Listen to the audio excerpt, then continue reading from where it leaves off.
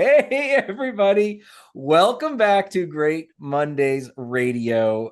There's one role at your organization which has not been filled but should be, and that is Chief Heart Officer. And we have, in fact, on today's episode, Claude Silver, who is the one and only Chief Heart Officer at VaynerX Media.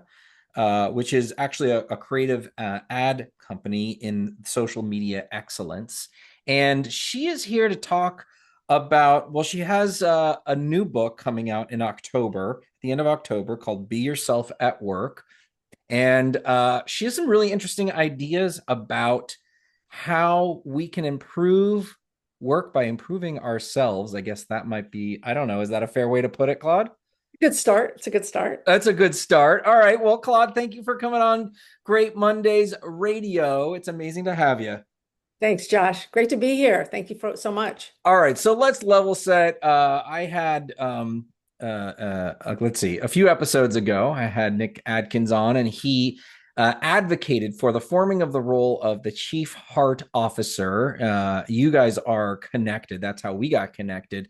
But I had some folks in my community push back and say, I heard that episode, and come on, Chief Heart Officer, are you kidding? So, how, Claude, tell me what is Chief Heart Officer, and why do we have to have it? Yep. I love the pushback. Like I live for the pushback, as does my boss and the founder, Gary Vaynerchuk. I mean, it's pushback central. Let me pose this question to the audience. What would it be like if you had someone in your organization that was in the C-suite, that was respected, and you could trust, that's only job was to create and share empathy around your entire employee body?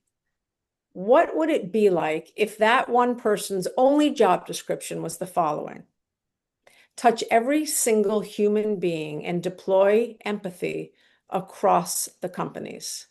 What would that be like? That's what I'm going to start with. So, empathy is a feeling, it's an emotion, and quite frankly, it's pretty overused right now in the workplace.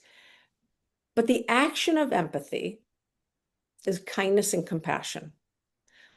What would it be like if you had a person or people that knew how to create and hold space for people, where they could put anything they wanted into that space in a 15-minute time period or a 30-minute time period, and they could get coached through emotional intelligence, self-awareness, self-examination, and self-regulation in that time? They could go through their imposter syndrome with you. They trust you.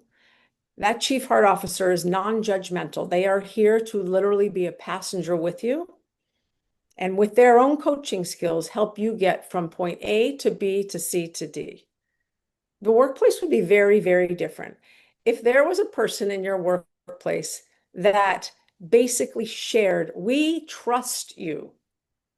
Come in here. We already spent 3 months looking for you, 4 months looking for you. We trust you. Come in here. We want your skills. This is not culture fit. We want you for your skills. We want you for the addition you're going to bring to our culture. We want you just as you are. You don't need to change your stripes to fit in with us. We are going to adopt you and adapt to you just as you are. The workplace would be incredibly different.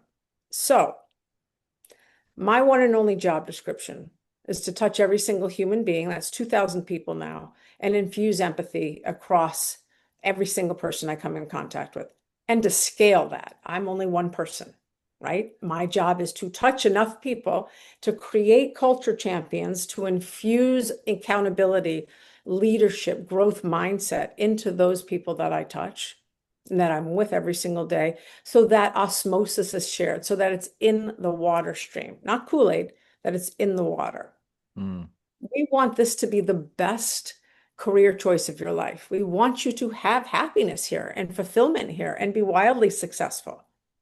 We want you to get it. We want you to be in this ecosystem forever.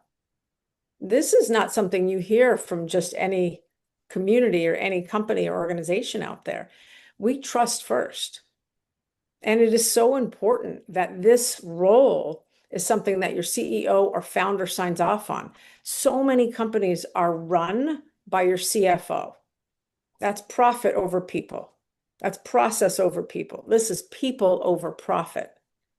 When you really truly care about your people and you care about who you hire and you care about retaining that top talent, you have to have people on board who are going to help you do that, help you retain that top talent, help you with your growth, help you connect from this person to this person to that geography to that region.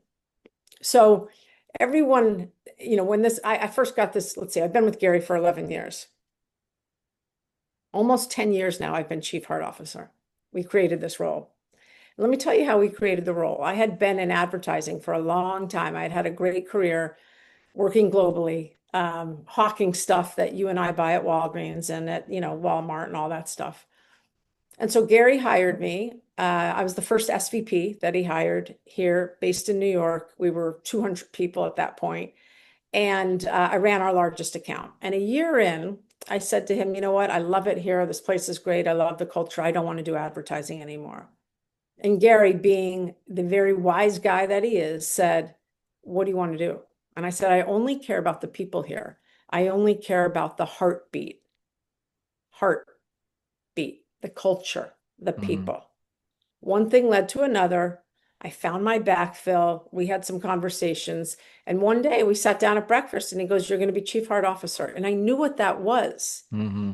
because I care about the heartbeat of this place, every single person. I care about these hallway conversations in the kitchen, in the bathroom, who's having a bad day, whose mom is in the hospital, whose dad is sick or dying, who just got engaged yesterday. Like, I care about this stuff and I spread it. So a lot of people are like, oh, heart, yeah, oh, the sweet and sticky stuff. But there's nothing too sweet and sticky about me. I'm really kind and I'm genuine. Yeah. And I'm here to really like I want to change workplaces. I don't want us to be filled with armor and shield ourselves up anymore. You don't get to great high performance that way. You don't. I think there was a state where you just said people over profit.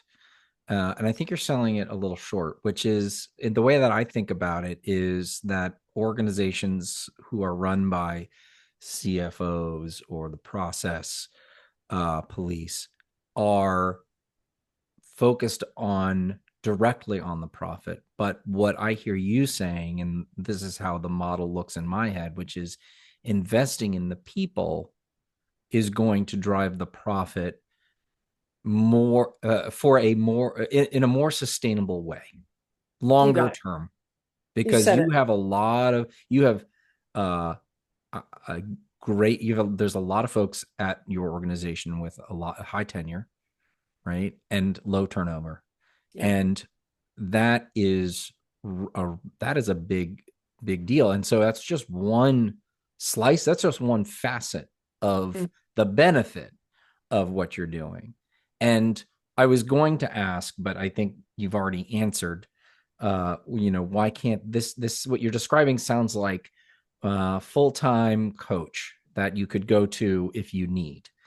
And the question I was going to ask is, why does this have to be a chief officer role? And in the what I hear you answering is because it is it's demonstrating and is the priority of the organization, the That's right. people.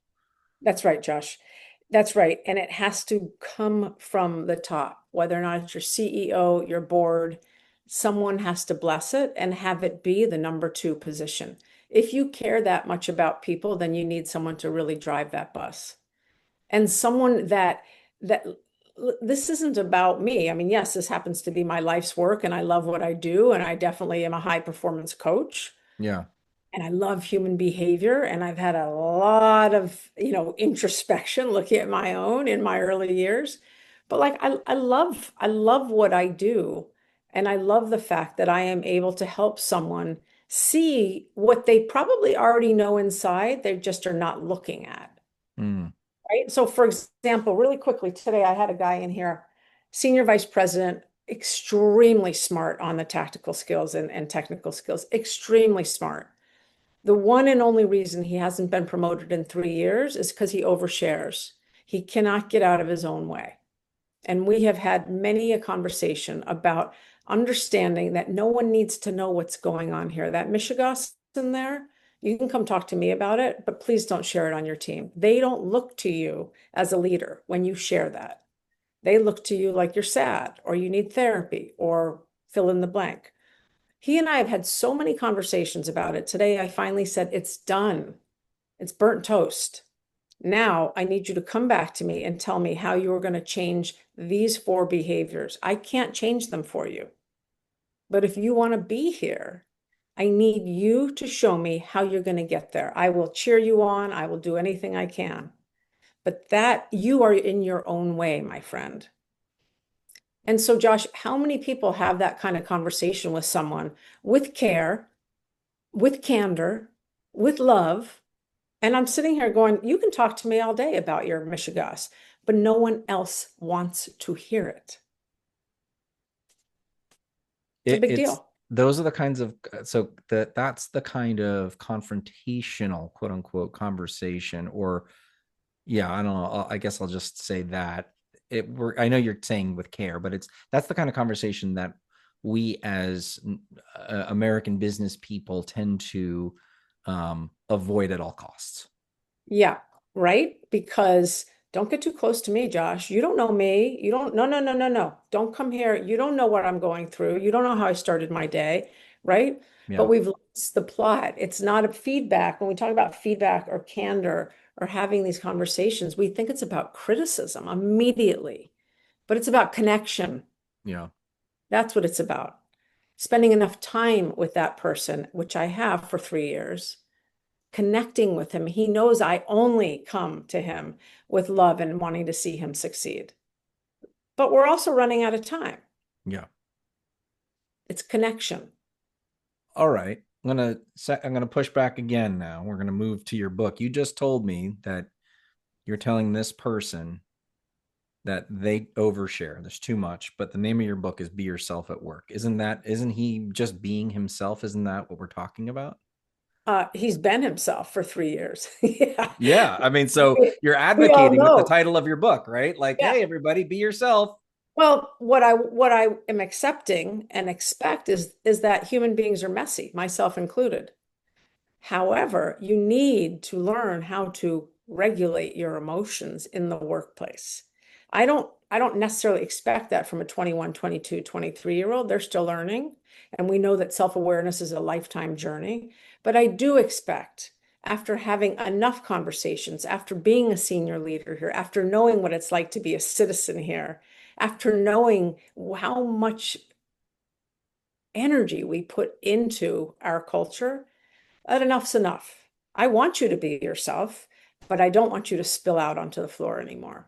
It's Hmm. not helpful. So be yourself at work, yes, accept your foibles, accept your stuff, but also like understand, contain, know when it's right to leak out, know when it's not. Let's talk. Okay, so let's talk about the book and the premise here, which is what you're describing. It's as a human, let us come in with an awareness of where we are as people and as teams.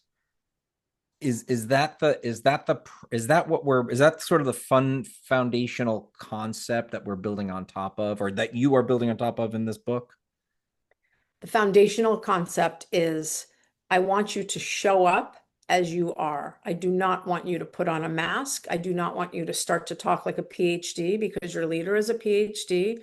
I want you to feel like you belong in this culture because you belong in this culture, not because you went to the same school, not because we both like Pearl Jam, not because you date my sister, but because you, who you are, belong here. We want your skill sets and we want the addition. We want the curiosity. We want what you're going to bring to this culture. That's the premise. Showing up as your full self. And what I'm suggesting in this book and actually demonstrating with many, many stories is Get to know yourself. Self-awareness. Get to identify your triggers, your tweaks when you're having a good day, what you need to do to prepare for a big business pitch. Mm. Let's get to know that. You are the CEO of your own life, not me, not Josh. This individual is. So if that's the case, you want to be the best that you possibly can be, the best human. I'm going to assume, right? You want to Yeah. knock it out of the park Yeah. in all of the ways that you can. Well, in the workplace, it's tough. You're sitting next to people. They bring their pizza over here. They've got their Michigas here. They've got their Yeah. triggers over here. And so do you. So get to know yourself, get to know thyself, figure yourself out. And there's tons of tips and tricks to do that in the book. And then bring that to your team. So you not only become a high performer with your foibles, we're just human, but now you're bringing this to your team and you're helping them move all of their stuff out of the way. What's your imposter syndrome like? Have a whole exercise in there called the lie exercise to identify, is it true or is it not true? Is the evidence that you really suck? Or is the evidence that no, actually you don't suck, you just sell yourself short, Yeah. right? Yeah. What's your limiting beliefs? Bring that to your team. Create rituals, create ways in which you engage as humans, and then bring that to the wider culture.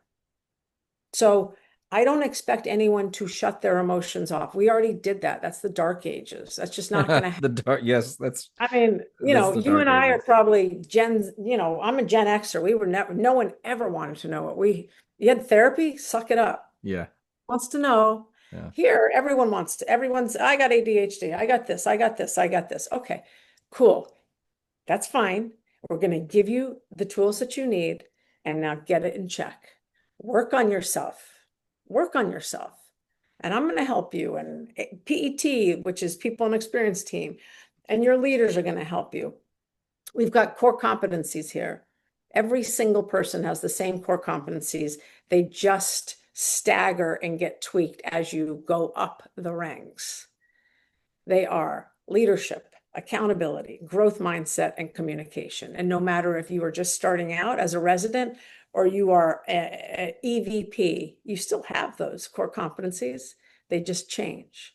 How do you be the bigger person? How can you possibly be the bigger person in a workplace?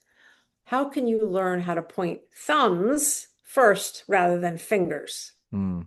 Whoa, that's a concept, right? How Yeah. can you create enough psychological safety so that people, especially in the creative industry that we're in, feel like they can share their ideas without getting trampled on? These are the things I'm doing all day long. And these are the things that we're doing all day long. And it's pretty awesome. I mean, to create an environment where people don't feel afraid to express what they want to express, like that's a game changer. And it's not utopia. Yeah. Not utopia. It takes daily work. Um, so okay, so individual, so awareness of individual, awareness of team, and then awareness of culture. You're bringing that, or you're bringing your own awareness throughout those. That's the kind of concentric circles, correct? That's right. That's the halo. Yeah, exactly. All right. Exactly. And then, so how do I? So okay, so you've got activities and all those possibilities inside the book, which are very excited to see when it comes out. Um, the how do I what are sort of the principles, like how do I actually bring this to life when we're thinking about kind of the ethos around this? You've got a Yep. couple principles. What Yep. tell me about those, because I feel like those are, um for me, when you described them, I lit up like the premise of the individual with team. I love it. Yeah. Great Yeah. idea. Not Great. disagreeing. All that stuff. Great. Great. These Okay. now we've got. Let's go deeper, because that you've. I Yeah. think you've got something here that I haven't heard before, which Yes. really made me kind of my brain sparkle. Cool. They're called the three E's: emotional optimism, emotional bravery, and emotional efficiency. And let's just take self for a second, which is the first part of the book.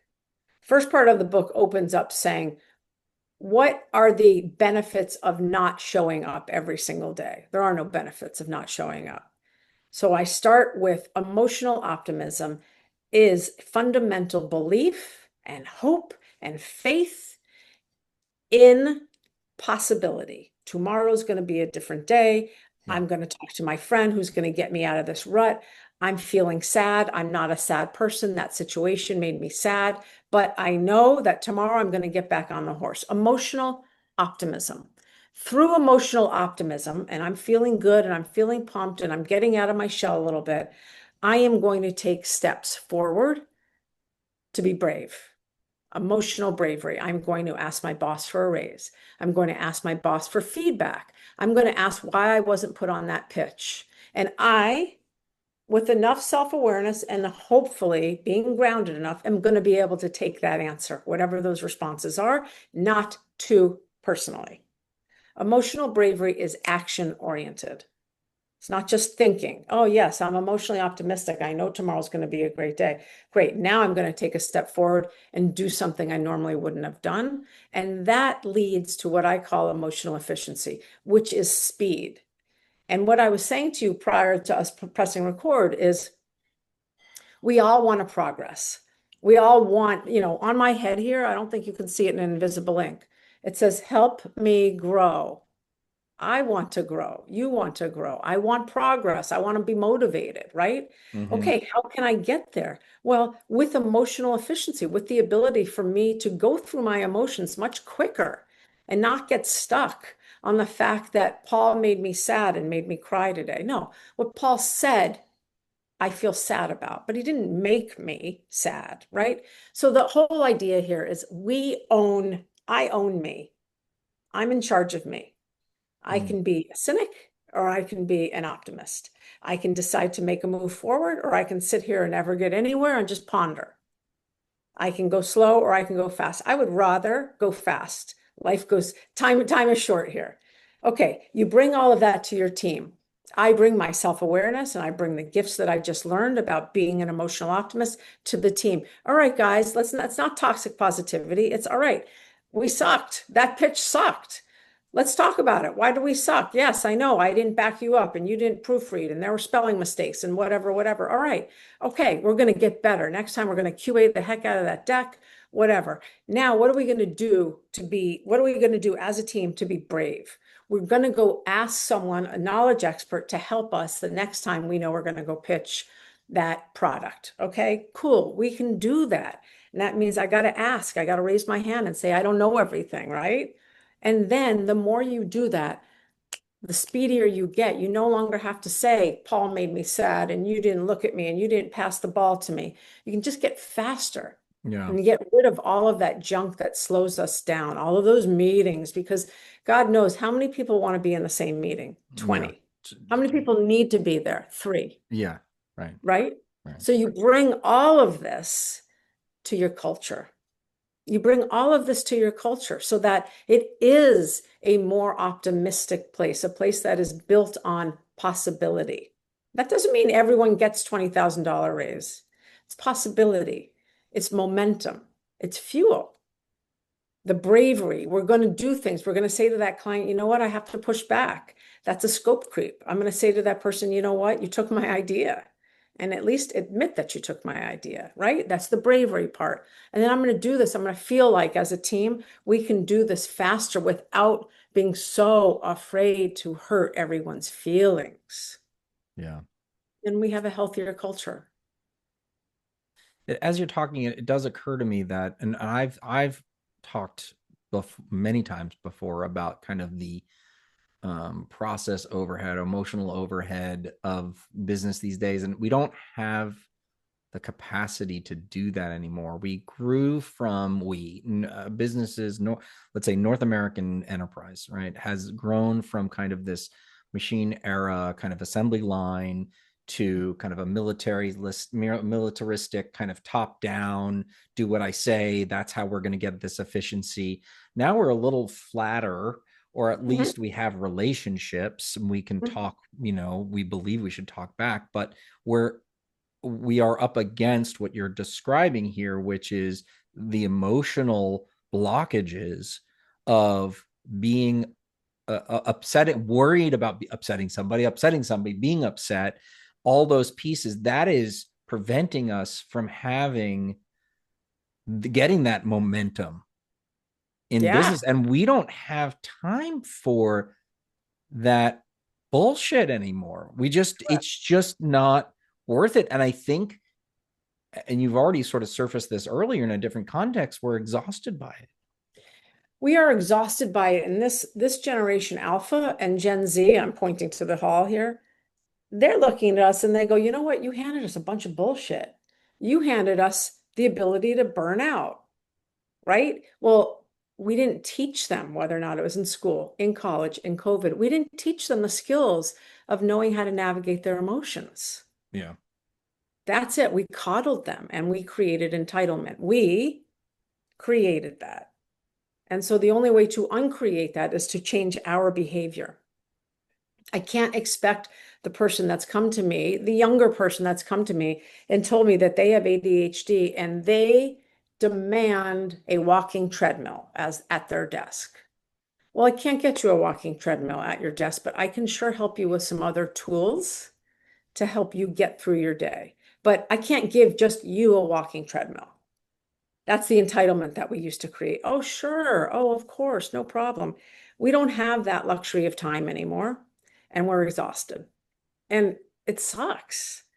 Like, who wants to go to work exhausted? Who wants to go to work with the Sunday scaries? I sure did that years and years ago. It was terrible. And I Yeah. had the Sunday scaries because I knew I was going to hide parts of myself that next day. That's the deal. Yeah.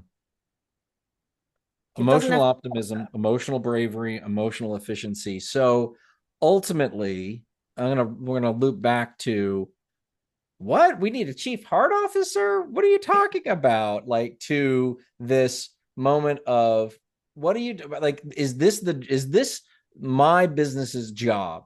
Is this our job to make our people happy, or is this our business's job to have a coach and to work through emotional things and experiences and messiness? And your case is yes, yes, and yes. The benefit is this isn't a perk. No, This isn't a perk. This is a business imperative that in order what has been hiding, and I'm just trying to reflect, make sure I understand what has been hiding at plain sight is this emotional stuntedness that we have in ourselves, amongst our team, and in our culture. And we spend all day pretending to or trying to ghost fence around all of these pieces and parts in order that we shouldn't create some sort of conflict. And that's right. That's instead right. of that, we should be doing our fucking work. Thank you. However, how are we going to retain top talent or high performance people that might have some of these glitches, right? We want to help. We want Sammy because Sammy is great with the clients. He's great with client retention and expansion, and he knows how to get incremental work. However, Sammy's a micromanager. Micromanagers are not great leaders, but we want Sammy. So we're going to try to work with Sammy on why and where that behavior is coming from. And is he able to fix it We don't want himself? we don't want to throw Sammy out with the bathwater. That's right. If we don't have to, he's a good guy. But no one wants to be micromanaged. And these are the things that are happening in this office all day long, in every single office. And people are afraid to show up. And some people, there's no, equity or equality and this and that. It's time to just look at what we've created here and the politicking. Like it's just a waste of time. Let's just Yeah. get on with it so we can be proud and happy and wildly successful and then do whatever we want. Deep breath. Wow, Claude, this is really, um, I think, formative for me in our being able to articulate this and hear you talk about something that I feel like has been there all along, and I just didn't even realize it. Mm, And so I'm always asking, does the world need this book, or does this world need this thing right now? And that's what I come in asking that, right? So your book, to me, it's just in this short time when we've been talking, I feel an absolute unqualified yes that thank we need to have this conversation and put it out in the world. thank you. So be yourself at work. Claude Silver's new book is coming out at the end of October of this year, 2025. You can pre-order now. You can go to claudesilver.com to pre-order, bulk order as well. She would like you to know. I can't wait. I'm very, very excited about this. And I'm gonna be chewing on this for a few days, Thank you. hopefully a few months even. Keep So chewing. Keep chewing. Thank you, Josh. I appreciate yeah. you. Claude, thank you so much for coming on Great Mondays Radio. Thanks, everyone.